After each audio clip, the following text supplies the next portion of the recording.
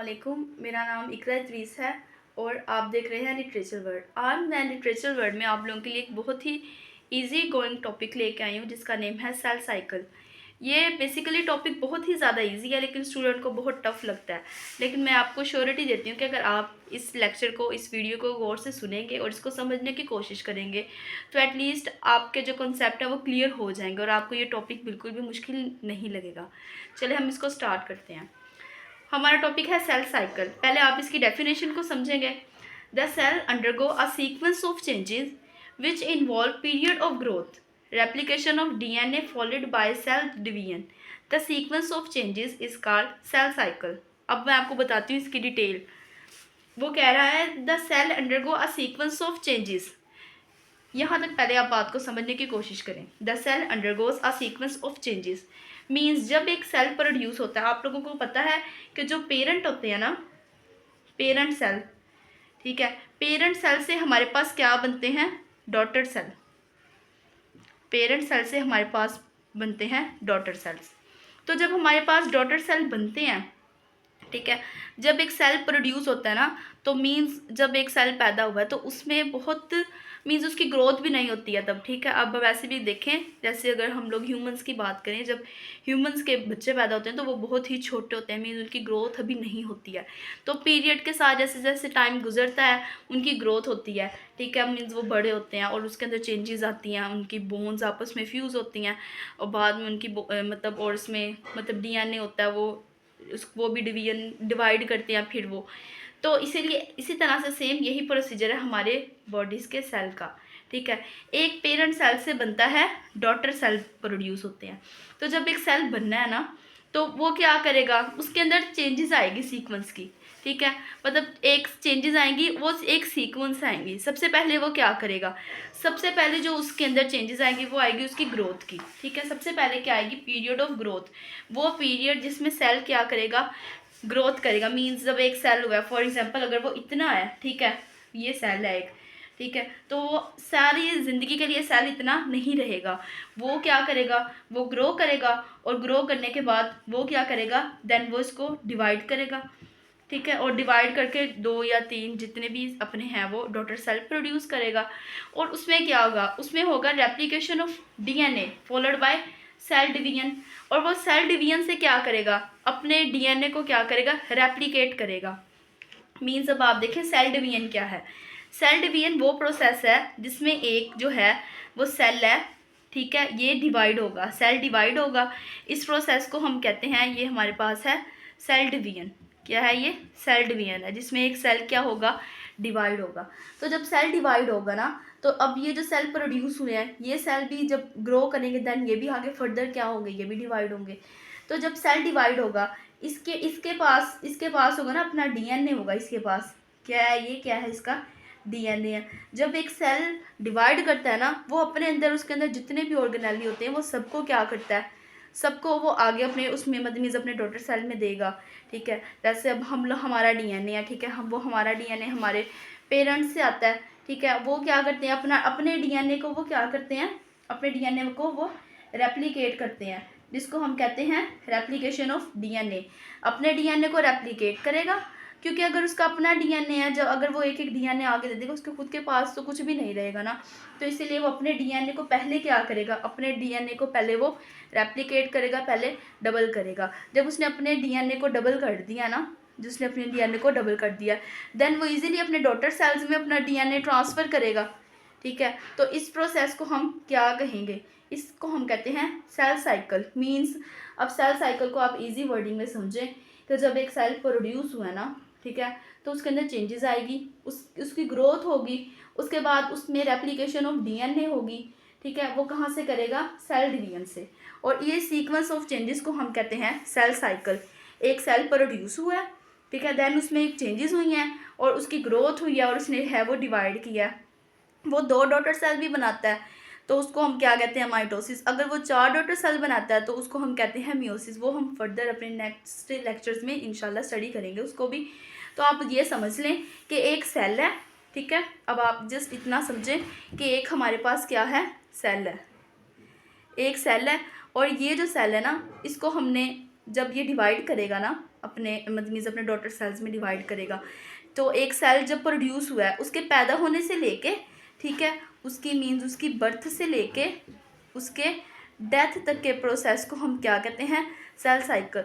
Means अगर जब हम ह्यूमन हैं, हम भी मतलब पैदा होते हैं, ठीक है, तो उसके बाद हम क्या, हमारी ग्रोथ होती है, ठीक है, देन ह्यूमंस भी है वो क्या करते हैं, डिवाइड करते हैं।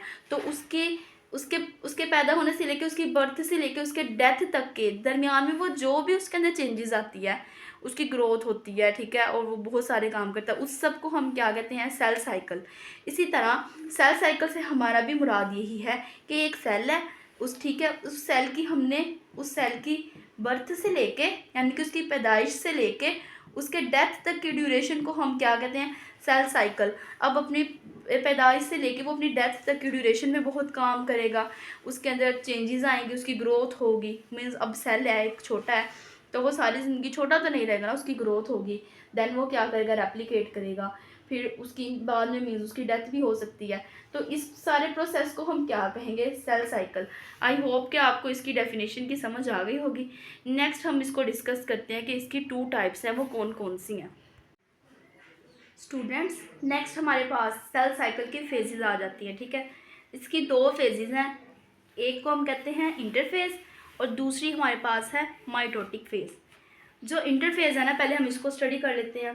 इंटरफेज को कहते हैं लॉन्गेस्ट फेज, ये सबसे लॉन्गेस्ट फेज होती है। क्यों? क्योंकि ये हमारे टोटल टाइम का ना 90% जो है ना, 90% टाइम ये कंज्यूम कर लेती है। 90% टाइम को क्या करती है, ये कंज्यूम करती है, ठीक है। मतलब ये हमारे टोटल टाइम में से 90% टाइम हमारा सेल का गुजर जाता है कहाँ पे, इंटरफेज में।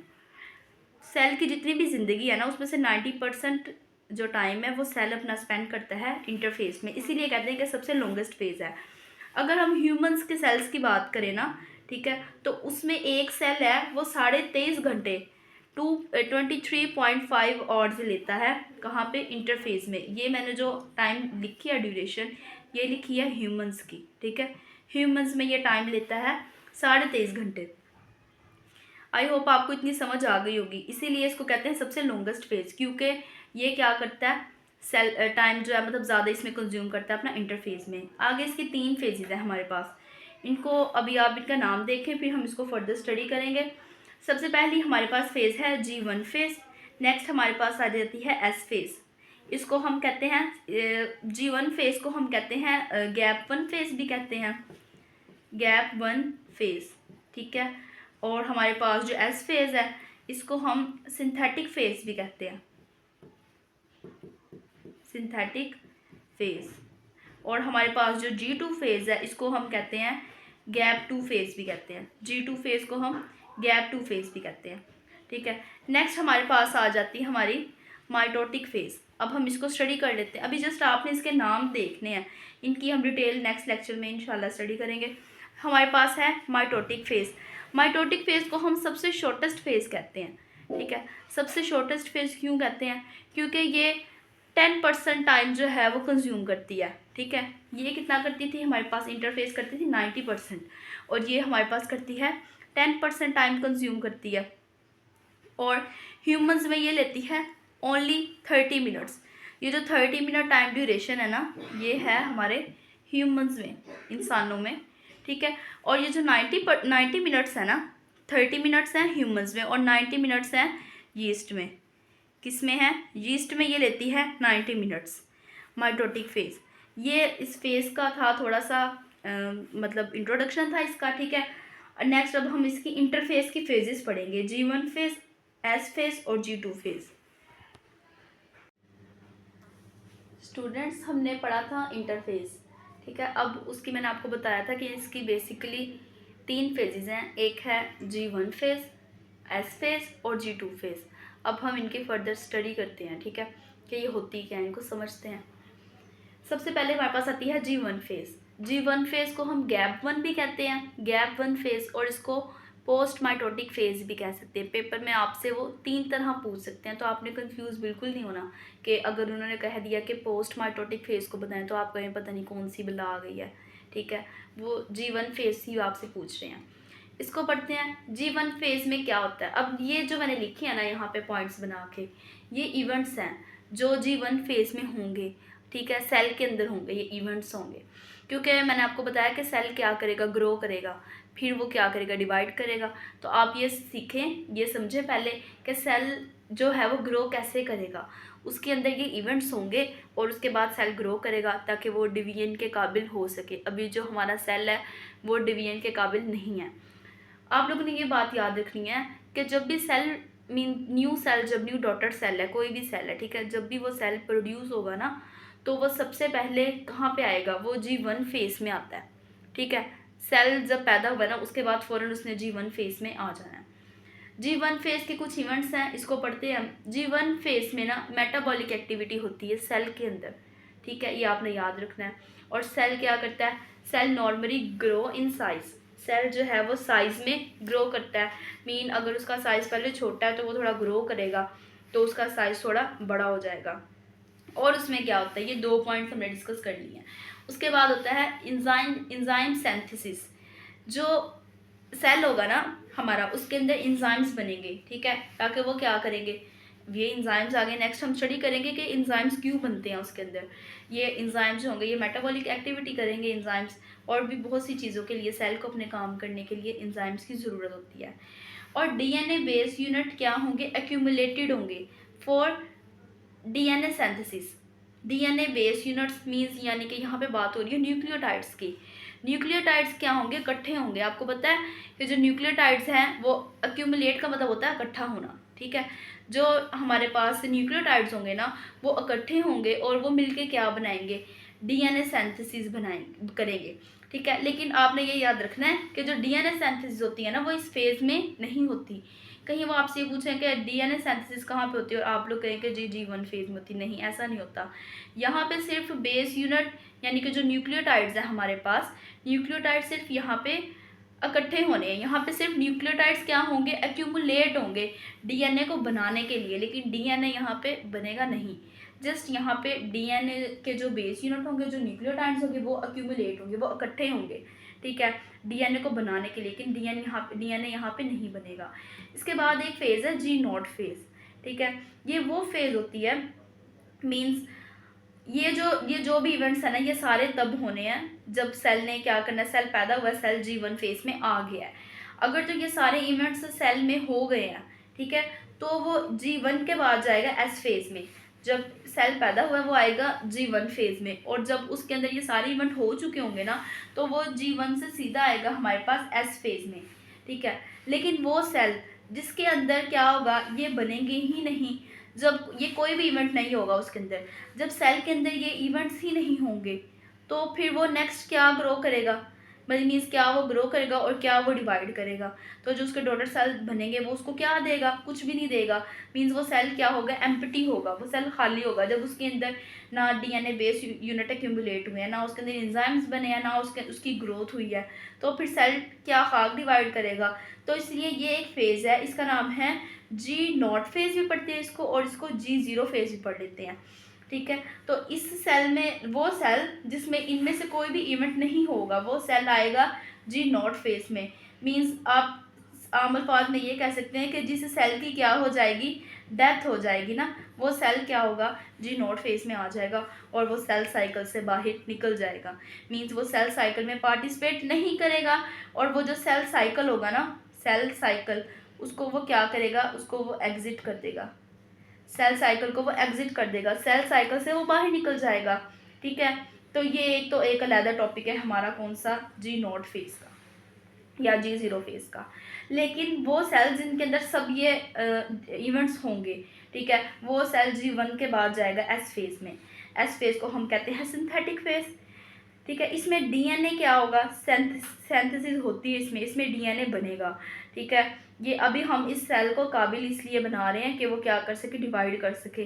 तो जब एक सेल बनेगा ना, ठीक है, एक सेल है तो उसने डिवाइड करना है, तो डिवाइड जब करेगा सेल, इसको हम कहते हैं, हमने पढ़ा कि इसको सेल की डिवीजन को हम क्या कहते हैं, सेल डिवीजन पढ़ते हैं आम अल्फाज में। और जब सेल डिवाइड करेगा तो इसके अंदर डीएनए होना चाहिए, जो वो क्या कर सके, डीएनए अपने नेक्स्ट को दे सके आगे, ठीक है, डीएनए नेक्स्ट वो दे सके।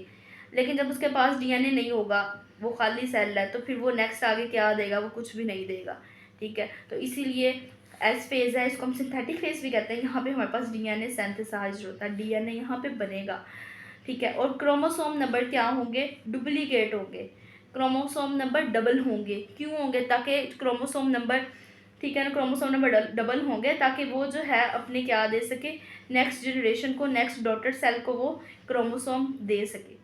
क्रोमोसोम नंबर डबल हो जाएंगे, क्रोमोसोम नंबर, ये क्रोमोसोम है, क्रोमोसोम नंबर डबल हो जाएंगे, ठीक है। और सच एक और बात है, जो हमारे पास G1 फेज़ है ना, इसमें टाइम लगता है 9 घंटे, ठीक है। जो सेल है ना हमारा, वो G1 फेज़ में रहेगा, 9 घंटे हमारा G1 फेज़ में गुजारता है, और 10 घंटे सेल गुजारता है एस फेज़ में, सिंथेटिक फेज़ में, ठीक है। ये ह्यूमंस की बात कर रही हूँ मैं, ठीक है। हर ऑर्गेनिजम्स का अलग अलग टाइम ड्यूरेशन होगा, लेकिन जो ह्यूमंस हो गए ना, उसमें सेल 9 घंटे गुजारेगा G1 फेज़ में और 10 घंटे गुजारेगा एस फेज़ में। इसके बाद हमारे पास आती है G0 फेज़, इसको G2 फेज़, सॉरी, इसके बाद आएगी जी एस फेज़ के बाद आएगी G2 फेज़, इसको हम गैप 2 भी कहते हैं और इसको प्री माइटोटिक फेज़ भी कहते हैं। अब हमारे पास सेल में सारे इवेंट हो गए, हाँ जी हो गए, हमारा डीएनए बन गया, क्रोमोसोम नंबर भी डुप्लीकेट हो गए हैं, और हमारे पास जो है सेल की ग्रोथ भी हो चुकी है, एंजाइम भी बन गए हैं, और उसमें मेटाबॉलिक एक्टिविटी भी हो चुकी है। ये सारे इवेंट हमारे पास सेल में हो चुकी है। अभी हमारा जो सेल है वो नॉर्मल ही है। देन हमारे पास आएगी G2 फेज़। इसमें सेल क्या करेगा, इसमें सेल को हम प्रिपेयर करेंगे ताकि वो क्या कर सके, डिवाइड हो सके, ठीक है। इसमें एनर्जी स्टोर होगी किसके लिए, क्रोमोसोमल मूवमेंट के लिए। क्रोमोसोमल मूवमेंट से यहाँ पे क्या मुराद है, आप लोगों ने, हम लोग नेक्स्ट अपने क्लासेस में पढ़ेंगे कि माइटोसिस और मियोसिस, उसमें क्रोमोसोम है ना वो मूव करते हैं, ठीक है। अब हम हैं, जैसे हम ह्यूमंस हैं, ठीक है, हमें मूव करने के लिए हमें क्या चाहिए, हमें न्यूट्रिएंट्स चाहिए, हमें फूड चाहिए, ठीक है, ताकि हम क्या करें, मूव कर सके, अपना काम कर सके। हमें एनर्जी चाहिए, फूड जो है वो हमें एनर्जी देते हैं, ठीक है। अगर हम लोग 1-2 दिन खाना ना खाएं, या एक टाइम भी, कुछ लोग होते हैं उनसे भूख बिल्कुल बर्दाश्त नहीं होती है, तो अगर एक टाइम भी खाना ना खाएं तो वो ऐसे नहीं ढाल हो जाते, उनसे चला भी नहीं जाता। इसी तरह से सेल को भी क्या चाहिए, एनर्जी चाहिए, क्योंकि क्रोमोसोम कहाँ पे हैं, क्रोमोसोमल मूवमेंट, क्रोमोसोम कहाँ पे होंगे, सेल के अंदर होंगे। ये सेल है हमारा, ठीक है, और ये हमारे पास सेल है, ये हमारी न्यूक्लियर मेम्ब्रेन, और अंदर यहाँ पे क्या पड़े, क्रोमोसोम पड़ा है, डीएनए पड़ा है, ठीक है, तो ये न्यूक्लियोलस पड़ा है। तो क्रोमोसोमल मूवमेंट के लिए क्रोमोसोम को क्या चाहिए, एनर्जी चाहिए, ताकि वो क्या कर सके, मूव कर सके, क्रोमोसोम जो है वो मूव कर सके, उसकी मूवमेंट के लिए उसको एनर्जी चाहिए। तो वो एनर्जी कहाँ से स्टोर करेगा, G2 फेज़ में वो क्या करेगा, एनर्जी को स्टोर करेगा। देन हमारे पास आती है इसकी प्रोटीन सिंथेसिस, प्रोटीन चाहिए होती हैं जी, किसको, सेल को प्रोटीन चाहिए, ठीक है। आगे हम पढ़ेंगे किस लिए प्रोटीन चाहिए सेल को, तो वो हम नेक्स्ट अपनी क्लासेस में डिस्कस करेंगे इंशाल्लाह। आपने अभी ये याद रखना है, जस्ट आपने ये इवेंट्स याद रखने हैं कि G1 फेज़ में क्या होता है, एस फेज़ में क्या होता है, G2 फेज़ में क्या होता है, और कौन सा सेल है जो G0 फेज़ में जाता है। ये आप लोगों ने मुझे कमेंट करके बताना है कि कौन सा सेल है जो G0 फेज़ में जाता है। नेक्स्ट हमारे पास है कि ये प्रोटीन हैं वो बनेंगे, ठीक है, और आरएनए और माइक्रोट्यूब्यूल यूनिट्स जो हैं वो बने, मतलब सिंथेसिस होगी उनकी भी, आरएनए भी बनेगा और माइक्रोट्यूब्यूल सब यूनिट्स भी बनेंगे। माइक्रोट्यूब्यूल का भी हम लोग देखते हैं। माइक्रोट्यूब्यूल आप लोग इजीली समझ सकते हैं, स्पिंडल फाइबर के थ्रू, स्पिंडल फाइबर, ठीक है, स्पिंडल फाइबर बनते हैं। स्पिंडल फाइबर किस लिए बनते हैं, जब हमारी होती है ना माइटोसिस और मियोसिस हम पढ़ते हैं, ठीक है। पेरेंट सेल है हमारे पास, पेरेंट सेल है ये वाला, ये हमारे पास क्या है, पेरेंट सेल है, ये डिवाइड होगा और 2 डॉटर सेल बनाएगा। तो यहाँ पे हमारे पास सेंट्रियोल्स पड़े होते हैं, सेंट्रियोल्स में से निकलते हैं क्या, स्पिंडल फाइबर निकलते हैं, इनको माइक्रोट्यूब्यूल भी कहते हैं, और क्रोमोसोम है, क्रोमोसोम के साथ ही आके ऐसे अटैच हो जाते हैं।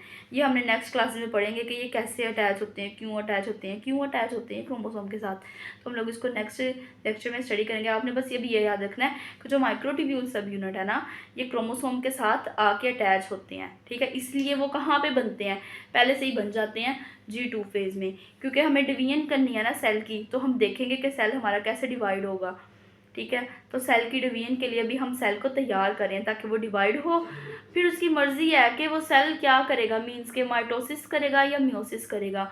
अगर तो सेल में ये सारी इवेंट्स हो चुके हैं, ठीक है, वो डिवाइड करेगा। अगर तो वो डिवाइड होता है 2 डॉटर सेल्स में, ठीक है, अगर वो डिवाइड होता है 2 डॉटर सेल में, फिर वो करेगा मीन्स के उसमें क्या हुई है, माइटोसिस। अगर वो 4 डॉटेड सेल्स में डिवाइड होता है तो मीन्स वो क्या करेगा, मियोसिस करेगा। और G2 फेज में 4.5 आवर्स लगते हैं, यानी कि 4.5 घंटे लगते हैं। मैंने आप लोगों को कहा था कि जो हमारी इंटरफेज है ना, इसमें हमें कितने घंटे लगते हैं, इंटरफेज में हमें 23.5 घंटे लगते हैं। ह्यूमंस में इंटरफेस सेल सबसे ज़्यादा टाइम गुजारता है अपना इंटरफेस में, और इसमें 23.5 घंटे लगते हैं। ठीक है, हमारे 23.5 घंटे जो है पूरे हो चुके हैं।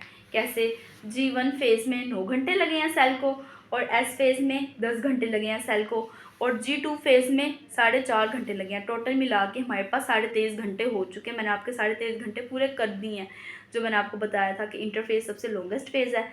ठीक है, और सेल जो है अपना 23.5 घंटे ऐसे गुजारता है। अब आपको पता चल गया होगा कि किन फेजेस में सेल कितने घंटे गुजारता है। ठीक है, नेक्स्ट अब हम इसकी डायग्राम को डिस्कस करते हैं।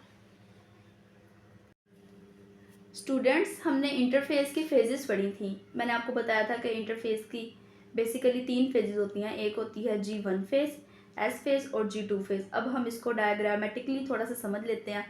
ठीक है, मैंने आपको बताया था कि जब सेल पैदा होता है ना, तो वो पैदा होते ही कहाँ पे आ जाता है, G1 फेज में। ठीक है, सेल पैदा हुआ और फ़ौरन से आ गया वो G1 फेज में। G1 फेज के जो इवेंट्स हैं ना, वो हो चुके हैं। ठीक है, ये फेज हमारे पास है G1 फेज। ठीक है, G1 फेज के जो इवेंट्स हैं वो हो चुके हैं। ठीक है, जो इवेंट हो चुके हैं तो ठीक है। अगर तो इवेंट पूरे नहीं हुए तो सेल इस काबिल नहीं है कि वो क्या कर सके, वो डिवाइड कर सके। अगर G1 के इवेंट कंप्लीट हो चुके हैं तो सेल इस काबिल बन गया कि वो डिवाइड कर सके। अगर इवेंट बन गए हैं, फिर सेल जाएगा G1 फेज से S फेज में जाएगा। ये S फेज है। ठीक है, G1 से जाएगा S फेज में। लेकिन अगर नहीं हुए तो फिर सेल क्या करेगा, G0 फेज के थ्रू वो बाहर निकल जाएगा। G0 का आपको इस तरह से याद रखें कि अगर सेल की डेथ हो जाए या सेल G1 के इवेंट्स कंप्लीट ना हो तो सेल जो है वो G0 फेज में चला जाता है। इसको हम G0 फेज भी पढ़ लेते हैं। तो यहाँ पे हम आते हैं, सेल पैदा हुआ, उसके बाद आते ही वो G1 फेज में आ गया। ठीक है, उसके बाद इसकी DNA वगैरह बना है। ठीक है, S फेज में बनता है, DNA सिंथेसिस होती है। ठीक है, क्रोमोसोम नंबर क्या है, डुप्लीकेट हुए हैं। कहाँ पे, यहाँ पे S फेज में क्रोमोसोम नंबर डुप्लीकेट हो गए हैं ना। अब हमने जाना S फेज में। S फेज में क्या होता है, जो पेरेंट होगा ना हमारा, ठीक है, ये आप समझो कि हमारा पेरेंट सेल है। ठीक है, इसमें क्रोमोसोम की कंडेंसेशन होगी। ठीक है, ये हमारे पास है माइक्रोट्यूब्यूल हमने पढ़ा था किसमें बनते हैं, G2 फेज में बनते हैं। G2 फेज में, जिसको हम गैप 2 फेज भी कहते हैं। और इस पे हमारे पास यहाँ पे बनेंगे माइक्रोट्यूब्यूल से मैंने आपको बताया था कि क्रोमोसोम क्या होते हैं, अटैच होते हैं। ये हमारे पास एक है क्रोमोसोम। ठीक है, इसको हम पढ़ते हैं क्रोमोसोम। ये जो पार्ट होता है ना क्रोमोसोम का, सेंटर वाला ये गोल सर्कल जिसके साथ इसके ये आप कह लो जुड़े हुए हैं। ठीक है, इसको हम कहते हैं सेंट्रोमियर। इसको हम पढ़ेंगे सेंट्रोमियर। ठीक है, और ये जो इसके स्ट्रैंड होते हैं इसको हम कहते हैं, ये है हमारे पास क्रोमेटिड पढ़ते हैं इसको। ठीक है, ये क्रोमेटिड है, मीन्स ये इसके क्रोमेटिड है और ये इसका सेंट्रोमियर है। तो जो माइक्रोट्यूब्यूल होंगे ना, आप लोगों ने याद रखना कि माइक्रोट्यूब्यूल क्रोमोसोम के क्रोमेटिड से आके अटैच नहीं होंगे, उसके सेंट्रल पॉइंट जो उसका सेंट्रोमियर होगा ना उसके साथ आके अटैच होंगे। ठीक है, तो अटैच होंगे। अब ये देखें, हमारे पास एक क्रोमोसोम था ना, ये वाला, ये दरमियान से हाफ डिवाइड हो गया, हाफ इधर आ गया और हाफ इधर आ गया। इसका हम पूरा प्रोसेस पढ़ेंगे नेक्स्ट माइटोसिस में, एनाफेज में पढ़ेंगे, और म्यूसिस की एनाफेज में भी पढ़ेंगे। तो जो क्रोमोसोम है वो क्या हो गया, कट हो गया और हाफ हाफ डिवाइड हो गया। अब ये इजीली जा सकता है। अब एक सेल से हमने 2 डॉटेड सेल बना दिए हैं। ठीक है, ये एक क्रोमोसोम एक डॉटेड सेल में आ गया, दूसरा क्रोमोसोम दूसरा डॉटेड सेल में आ गया। ये बच्चों था हमारा इंटरफेस, इसको हमने कंप्लीट कर लिया है आज। और नेक्स्ट टॉपिक में इंशाल्लाह आपको मैं पढ़ाऊँगी माइटोसिस और मियोसिस, और उसमें से कैसे माइटोसिस में 2 सेल बनते हैं और मियोसिस में कैसे हमारे पास 4 सेल बनते हैं, ये हम नेक्स्ट लेक्चर में डिस्कस करेंगे इंशाल्लाह।